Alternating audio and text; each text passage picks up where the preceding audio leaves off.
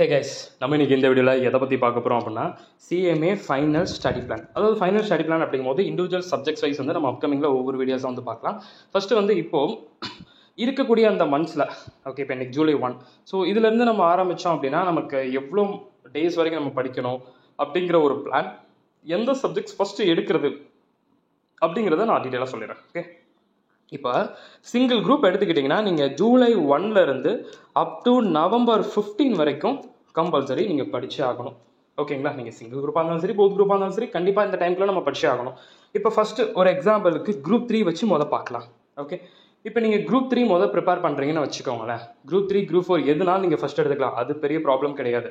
சரிங்களா, இப்போ குரூப் 3 நீங்கள் ஃபஸ்ட்டு எடுக்கிறீங்க, குரூப் 3 மட்டும்தான் இப்போ நான் டிசம்பர் 2025 எக்ஸாம்ஸ் ரைட் பண்ண போகிறேன் ப்ரோ அப்படின்னு நீங்கள் நினச்சிங்கன்னா ஃபஸ்ட்டு என்ன பண்ணுறீங்கன்னு தெரியுமா? எடுத்ததுமே வந்து லா அண்ட் எத்திக்ஸ் சப்ஜெக்ட்ஸ் எடுத்துக்கோங்க. Okay, laws and ethics subjects அந்த சப்ஜெக்ட்டு ப்ளஸ் அதோட சேர்த்து நெக்ஸ்ட்டு வந்து எஸ்சிஎம், ஸ்ட்ராட்டஜிக் காஸ்ட் மேனேஜ்மெண்ட். சரிங்களா, இந்த மாதிரி இந்த 2 சப்ஜெக்ட்ஸ் வச்சுக்கோங்க. இந்த சப்ஜெக்ட்ஸ்குள்ளே இதை எப்படி ஸ்மார்ட்டாக பிளான் பண்ணலாம் அப்படிங்கிறதெல்லாம் நான் அப்கமிங்கில் சொல்கிறேன். இப்போதைக்கு வந்து நம்ம சப்ஜெக்ட்ஸ் காம்போ மாதிரி பார்க்கலாம். ஓகே, ஸோ அதனால் ஃபஸ்ட்டு எப்பயுமே லா அண்ட் எத்திக்ஸ், எஸ்சிஎம் ரெண்டுமே படிக்கணுமா ஒரு நாளைக்கு, இல்லை ஒவ்வொரு சப்ஜெக்ட்ஸாக படிக்கலாமான்னா அது உங்கள் விஷ், தட்ஸ் யுவர் விஷ் அப்படின்னு நான் கண்டிப்பாக சொல்வேன். ஓகேங்களா, உங்கள் கம்ஃபர்டபுளுக்கு ஏற்ற மாதிரி பார்த்துக்கோங்க. இல்லை ப்ரோ நான் அகாடமி போகிறேன், எனக்கு வந்து ஃபஸ்ட்டு எஸ்எஃப்எம் எடுத்துருக்காங்க, நான் என்ன பண்ணட்டும் அப்படின்னா நீங்கள் அப்போ அவங்க சொல்கிற வேலையை ஃபாலோ பண்ணுங்கள். சரிங்களா, இப்போ நான் சொல்கிறது கம்ஃபர்டபுளாக இருந்துச்சுன்னா நான் சொல்கிறது எடுத்துக்கோங்க, நோ இஷ்யூஸ். ஆனால் ஃபஸ்ட்டு வந்து லா அண்ட் எத்திக்ஸும் எஸ்சிஎம்மும் நீங்கள் படிக்கும்போது மிச்ச 2 சப்ஜெக்ட்ஸ் எடுக்கவே கூடாது. இந்த 2 சப்ஜெக்ட்டை ஃபஸ்ட்டு ஃபோக்கஸ் பண்ணுங்கள். எப்படினாலும் வைக்கலாம். இந்த 1 வீக் ஃபுல்லாக லா அண்ட் எத்திக்ஸ் படிச்சுட்டு போர் அடிக்கும் போது நெக்ஸ்ட் 1 வீக் ஃபுல்லாக எஸ்சிஎம் படிக்கலாம். இல்லை நான் 1 டேக்கு ஒரு 5 ஹவர்ஸ் நான் சாலிடாக எப்படி எடுத்துப்பேன் ப்ரோ அப்படின்னு நினச்சிங்கன்னா ஒரு 2.5 ஹவர்ஸ் லா, ஒரு 2.5 ஹவர்ஸ் எஸ்சிஎம் அப்படின்னாலும் வச்சுக்கலாம். ஓகே, அது எல்லாமே உங்கள் விஷ். இல்லை ஜூலை மந்த் ஃபுல்லாக நான் லா படிக்க போகிறேன், ஆகஸ்ட் மந்த் ஃபுல்லாக நான் எஸ்சிஎம் படிக்க போகிறனாலும் தாராளமாக படிங்க. ஓகேங்களா, 1 மந்த் எடுத்துக்கோங்க. லா அண்ட் எத்திக்ஸ்க்கு 30 டேஸ் சாலிடாக. ஓகே, பெர் டேக்கு வந்து பார்த்துக்கிட்டிங்கன்னா முடிஞ்ச அளவுக்கு 3 ஹவர்ஸ் கம்பல்சரி படிச்சுக்கணும். ஓகே, அதே மாதிரி தான் நான் நார்மலாக சொல்கிறேன். நீங்கள் சிங்கிள் குரூப் பண்ணுறீங்க, ஒரு சப்ஜெக்ட் ஒவ்வொரு நாளைக்கு ஒவ்வொரு சப்ஜெக்ட் எடுக்கிறீங்கன்னா ஓப்பனாக சொல்லப்போனால் டெய்லி 3 ஹவர்ஸ் படிக்கணும்ப்பா, அவ்வளோதான். ஃப்ராங்காக சொல்லப்போனால் சிங்கிள் குரூப் பண்ணுற ஸ்டூடெண்ட்ஸ் டெய்லி 3 ஹவர்ஸ் படிக்கணும், அவ்வளோதான். அதான் காமனாக நான் 3 ஹவர்ஸ் அப்படின்னு சொல்லி நான் போட்டேன். ஸ்ட்ராட்டஜிக் காஸ்ட் மேனேஜ்மெண்ட்டுக்கு கண்டிப்பாக ஒரு 40 டேஸ் ஆச்சு நமக்கு எடுக்கும் இல்லையா? Okay, 40 days. ஓகே, சரிங்களா, சரி. அப்போ இதுக்கேற்ற மாதிரி பிளான் பண்ணிக்கோங்க. அடுத்து இந்த 2 சப்ஜெக்ட்ஸ் நான் முடிச்சுட்டேன் அப்படின்னா நீங்கள் என்ன பண்ணுறீங்க தெரியுமா? எஸ்எஃப்எம் அதுக்கு நியர் ஒரு 40 டேஸ் கவுண்ட்டு, பெர் டேக்கு 3 ஹவர்ஸ் அப்படிங்கிற மாதிரி நீங்கள் கவுண்ட் வச்சுக்கலாம். ஓகேங்களா, அடுத்து டேக்ஸு அதுக்கு எப்படி ஒரு 30 டேஸு. ஸோ இந்த மாதிரி கவுண்ட் வச்சுக்கணும். இதை வந்து நான் அப்ராக்சிமேட்டாக சொல்லக்கூடிய டேஸு. இந்த டேஸுக்கு மேலே முடிஞ்ச அளவுக்கு டைம் எடுக்காதீங்க, இதுக்குள்ளே முடிக்க ட்ரை பண்ணுங்க. ஓகேங்களா, இது அப்ராக்சிமேட்டாக மேக்ஸிமம் நம்பர் ஆஃப் டேஸ் கொடுத்துருக்கேன். ஓகே, நல்லா ஞாபகம் வச்சுக்கோங்க. சிங்கிள் குரூப் பண்ணுற ஸ்டூடெண்ட்ஸ், குரூப் 3 மட்டும் ரைட் பண்ணுற ஸ்டூடெண்ட்ஸ் டெய்லி 3 ஹவர்ஸ் படிக்க போகிறீங்க. ஓகே, காம்போ மாதிரி வச்சுக்கோங்க. லா அண்ட் எத்திக்ஸ் படிங்க, அடுத்து எஸ்சிஎம் படிங்க, அடுத்து எஸ்எஃப்எம், அடுத்து டேக்ஸு. பெர் மந்த் ஒவ்வொரு ஒவ்வொரு சப்ஜெக்ட் படிக்கிறீங்கன்னா இந்த மாதிரி பண்ணலாம். இல்லை ப்ரோ நான் லாவும் எஸ்சிஎம்மும் காம்போ மாதிரி கொண்டு போகிறேன், ஒரு 1 வீக் லா படிக்கிறேன், அடுத்து ஒரு 1 வீக் எஸ்சிஎம் படிக்கிறேன் அப்படின்னா அப்போ ஜூலை ஆகஸ்ட் அந்த 2 மந்த்ஸ் மொத்தமாக 2 மந்த், அந்த 2 மந்த்துக்குள்ளே அந்த 2 சப்ஜெக்ட் முடிச்சிடணும். சரிங்களா, அவ்வளோதான். டெய்லி 3 ஹவர்ஸ் படிக்கணும். அந்த 3 ஹவர்ஸுங்கிறது உங்கள் விஷ். ஒவ்வொரு சப்ஜெக்டாக படித்தாலும் சரி தான், இல்லை 1.5 ஹவர்ஸ் ஒரு சப்ஜெக்ட், இன்னொரு 1.5 ஹவர்ஸ் சப்ஜெக்ட், அதெல்லாம் உங்கள் விஷ். இதில் வந்து நான் இன்வால்வ் ஆகி இப்படி தான் பண்ணுங்கன்னு நான் கண்டிப்பாக சொல்ல மாட்டேன். ஓகேங்களா, அதெல்லாம் உங்கள் விஷ். ஓகே, ஆனால் ஆர்டர் கண்டிப்பாக இது இப்படி இருந்தால் பெட்டருங்கிறது ஒரு ஒப்பீனியன். சரிங்களா, ஏன் சொல்கிறது அப்படின்னா எக்ஸாம்ஷன் பாயிண்ட் ஆஃப் வியூ நம்ம ஃபோக்கஸ் கொடுக்கணும்ல, அதுக்காகத்தான் law and ethics, SCM, SFM, tax நம்ம சொல்கிறோம். ஓகே, இதுக்குள்ளே எந்தெந்த சாப்டர்ஸ் ரொம்ப இம்பார்ட்டன்ட், எதுக்கு ஸ்மார்ட்டாக இம்பார்ட்டன்ஸ் கொடுத்தா நம்ம நல்லா ஃபோக்கஸ் பண்ணலாம் அப்படிங்கிறதெல்லாம் வந்து நம்ம அப்கமிங் வீடியோவில் பார்க்கலாம். இப்போ குரூப் 4 நீங்கள் படிக்க போகிறீங்க டிசம்பரில். ஓகே, அப்போ எந்த சப்ஜெக்ட்ஸ் ஃபஸ்ட் எடுக்கிறதுன்னு உங்களுக்கு ஒரு ஐடியாவே இல்லாமல் இருக்குது. நான் என்ன சொல்கிறேன்னா காஸ்ட் அண்ட் மேனேஜ்மெண்ட் ஆடிட் எடுத்துருங்க. ஓகே, ஏன்னா நான் ஃபஸ்ட்டு அந்த சப்ஜெக்ட் தான் எடுத்தேன். எனக்கு ஆக்சுவலி அதில் எக்ஸாம்ஷன் அப்படிங்கிறது வந்து கிடைச்சது. ஸோ அப்போ அப்படிங்கும்போது அது ஒரு எக்ஸாம்ஷன் சப்ஜெக்ட் கூட நம்ம ஈஸியாக வந்து அதில் ஸ்கோர் பண்ணவும் முடியும். ஸ்மார்ட்டாக பிளான் பண்ணணும், அவ்வளோதான். அதாவது புக்கு பார்த்தா பெருசாக இருக்கும், பட் ஸ்மார்ட்டாக பிளான் பண்ணோன்னா கண்டிப்பாக ஸ்கோர் பண்ணிடலாம். அந்த காஸ்ட் அண்ட் மேனேஜ்மெண்ட் ஆடிட் கண்டிப்பாக நம்மளால் ஸ்கோர் பண்ணக்கூடிய ஒரு சப்ஜெக்ட் தான் அது. ஸோ அதனால் வந்து டெய்லி அதே தான் மேலே சொன்ன மாதிரி தான் 3 ஹவர்ஸ் அப்படிங்கிற மாதிரி வச்சுக்கோங்க. எவ்வளோ டேஸ் ப்ரோ அப்படின்னா 30 டேஸுக்குள்ளே முடிச்சிடணும். 30 டேஸ்க்கு மேலே டைம் எடுக்காதீங்க காஸ்ட் அண்ட் மேனேஜ்மெண்ட் ஆடிட்டுக்கு. ஓகே, இது ஃபஸ்ட்டு சப்ஜெக்டாக பார்த்துடலாம். அடுத்து எந்த சப்ஜெக்ட் பார்க்கலாம்? அப்படின்னு சொல்லி கேட்டிங்கன்னா, அடுத்து நான் என்ன சொல்லுவேன் அப்படின்னா, CFR ஆர் பேப்பர் 20 அது உங்கள் விஷ். சரிங்களா? ஏன்னா இப்போ சில பேர் ஸ்ட்ராட்டஜிக் பர்ஃபார்மன்ஸ் மேனேஜ்மெண்ட் எடுத்துருப்பீங்க. ஓகே, CFR பார்த்தாலும் ஓகே தான், இல்லை நீங்கள் பேப்பர் 20ல் AO BO CO எதுனாலும் அது உங்கள் விருப்பம். சரிங்களா? இந்த ரெண்டில் எது எடுத்தாலும் எடுத்துக்கலாம், தப்பு இல்லை. இப்போது cost and management audit first பார்க்குறீங்க.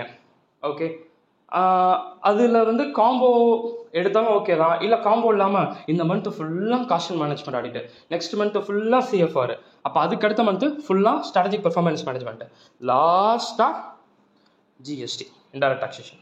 அந்த மாதிரி வச்சுக்கோங்க. ஒரு பிளானை பக்காவாக கொண்டு போங்க. காஸ்ட் அண்ட் மேனேஜ்மெண்ட் ஆடிட் எடுத்துருங்க ஃபஸ்ட்டு. இங்கேயும் அதை தான் நான் சொல்கிறேன். காம்போ மாதிரி வச்சுக்கிறீங்களா அப்படின்னா வச்சுக்கோங்க. ஆனால் நான் என்ன பண்ணுறேன் சொல்கிறேன், நான் காஸ்ட் அண்ட் மேனேஜ்மெண்ட் ஆடிட்டில் நான் காம்போ மாதிரி கொண்டு போகல. ஃபார் எக்ஸாம்பிள் ஒரு 25 days எடுத்துக்கிட்டேன் அப்படின்னா, டெய்லி ஒரு 3 to 3.5 years நான் படித்தேன் அப்படின்னா, காஸ்ட் அண்ட் மேனேஜ்மெண்ட் ஆடிட் மட்டும் தான் நான் ஃபோக்கஸ் பண்ணேன். ஸோ எனக்கு கொஞ்சம் கம்ஃபர்டபுளாக இருந்துச்சு. ஆக்சுவலாக வந்து டைம் முடிக்கிறதுக்கும் கொஞ்சம் பெட்டராக இருந்துச்சு.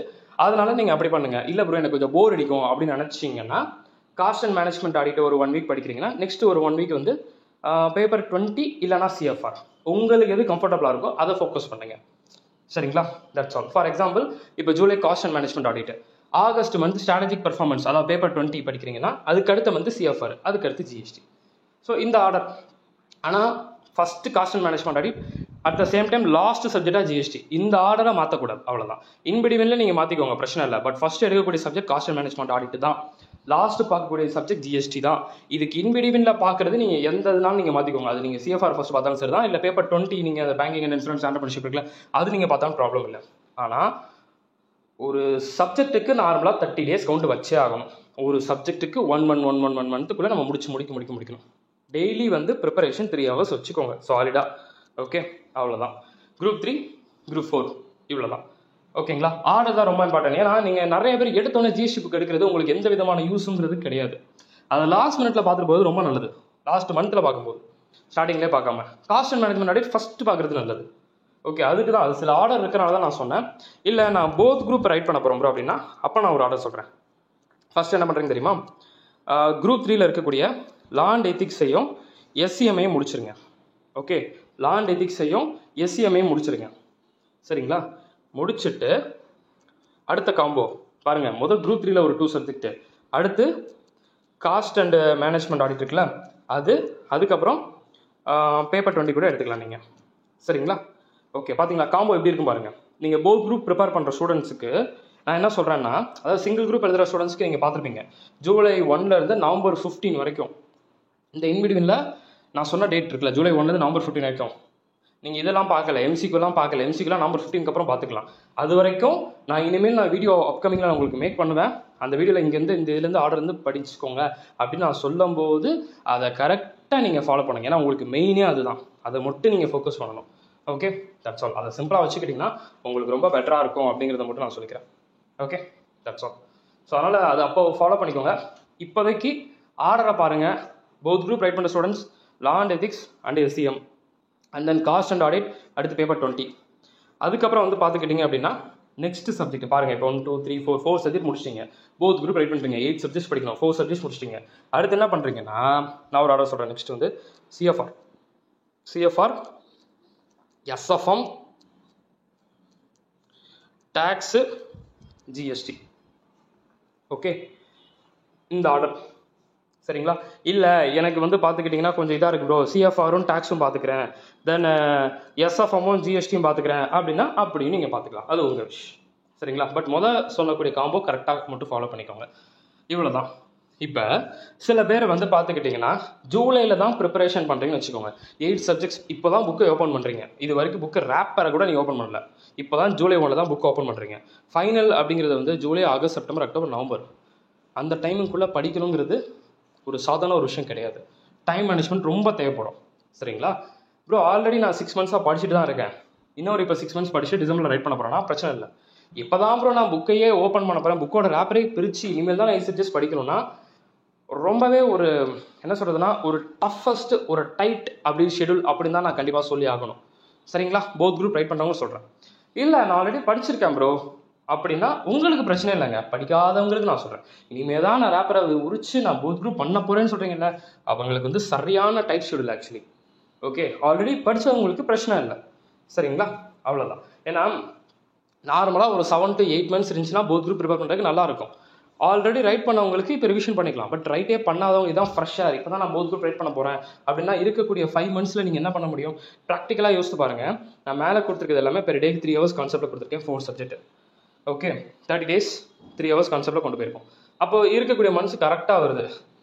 அப்போ போத் குரூப் போடக்கூடியவங்க ஃப்ரெஷ்ஷாக நியூவாக படிக்கிறவங்க என்ன பண்ணணும்? 15 daysல படிக்கணும். அப்போ தானே கரெக்டாக இருக்கும். 1 monthல 2 subject முடிக்கணும். போத் குரூப் பண்ணால், சிங்கிள் குரூப் பண்ணால் 1 month 1 subject. போத் குரூப் பண்ணால் 1 monthல 2 subjects. இந்த டெய்லி 5 hours ப்ரிப்பேர் பண்ணுங்கள் ஃபார் போத் குரூப் ஸ்டூடெண்ட்ஸ். அவ்வளோதான், தட்ஸ் ஆல். போத் குரூப் பண்ணுற ஸ்டூடெண்ட்ஸ்க்கு டெய்லி 5 hours ப்ரிப்பேர் பண்ணுங்க, கரெக்டாக இருக்கும். ஓகே, ஸோ இமெயில் MCQs தென் எப்படி ஸ்மார்ட்டாக பிளான் பண்ணி எந்த மாதிரி பண்ணால் நம்ம சூப்பராக மார்க் எடுத்து ஸ்கோர் பண்ண முடியும் அப்படிங்கிறத நம்ம அப்கமிங்கில் வந்து பார்த்துக்கிட்டிங்கன்னா நான் அந்த வீடியோ மேக் பண்ணுறேன். Okay, that's all. குரூப் 3 பண்ணலாமா, குரூப் 4 பண்ணலாமா, என்ன பண்ணால் சூப்பராக ஸ்கோர் பண்ணலாம் அப்படிங்கிறதெல்லாம் நம்ம அப்கமிங்கில் பார்க்கலாம். இப்போதைக்கு ஜஸ்ட் ஸ்டடி ஆர்டர் கொடுத்துருக்கேன், இதை மட்டும் ஃபாலோ பண்ணுங்கள். அப்கமிங் வீடியோஸ் மறந்துடாமல் பார்க்கணுன்னா சேனலை சப்ஸ்கிரைப் பண்ணிக்கோங்க. பார்க்கலாம்.